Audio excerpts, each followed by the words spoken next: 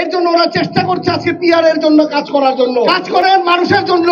মানুষ যদি আপনাদের ভোট দেয় তাহলে আর পিআর পদ্ধতি দেওয়া আপনাদের লাগবে না।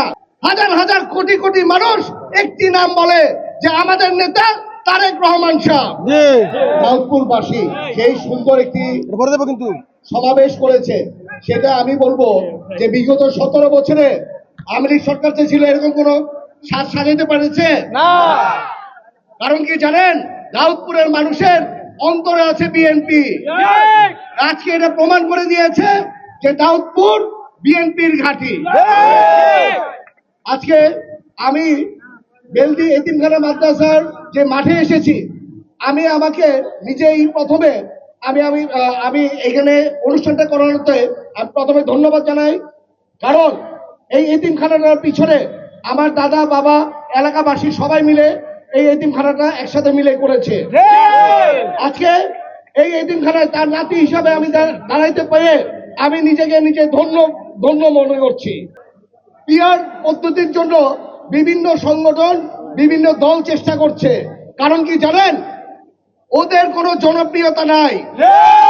জনপ্রিয়তা না থাকাতে ওরা মানুষের থেকে বিচ্ছিন্ন মানুষ। এর জন্য ওরা চেষ্টা করছে আজকে পিআর এর জন্য কাজ করার জন্য। আপনারা কাজ করেন মানুষের জন্য। মানুষ যদি আপনাদের ভোট দেয় তাহলে আর পিআর পদ্ধতি দেওয়া আপনাদের লাগবে না। এত শর্টকাটের রাজনীতি আপনারা করেন না। আপনারা মানুষের রাজনীতি করেন, তাইলেই মানুষ আপনাদের চেহারা বসাবে। সেটা আমাদের দেশ নায়ক তারেক রহমান সাহেব মানুষের জন্য রাজনীতি করে। আজকে দেখেন হাজার হাজার কোটি কোটি মানুষ একটি নাম বলে যে আমাদের নেতা তারেক রহমান সাহেব।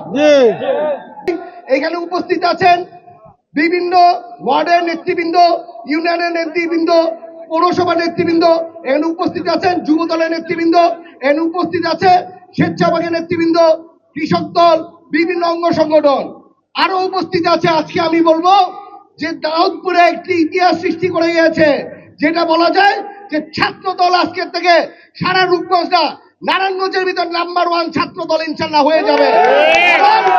এতদিন যারা ছাত্র দলের নেতৃত্ব করেছে, সুলতান নাইদ যারা যারা নেতৃত্ব দিয়েছে, আজকে সবাই একত্রে ভাবে এই সরকারের এগেইনস্টে ওরা শেখ হাসিনাকে দেশ ছাড়া করেছে।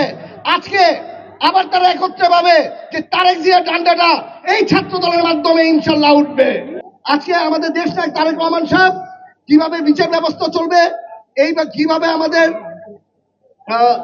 মহিলাদের বিভিন্ন সুযোগ সুবিধা পাবে, কিভাবে শিক্ষা ব্যবস্থা চলবে, 31 দফা একটি মাধ্যম যেটা বুঝাই গেছে এই দেশ সামনে কিভাবে করে চলবে। দৈনিক আজকের বাংলা .net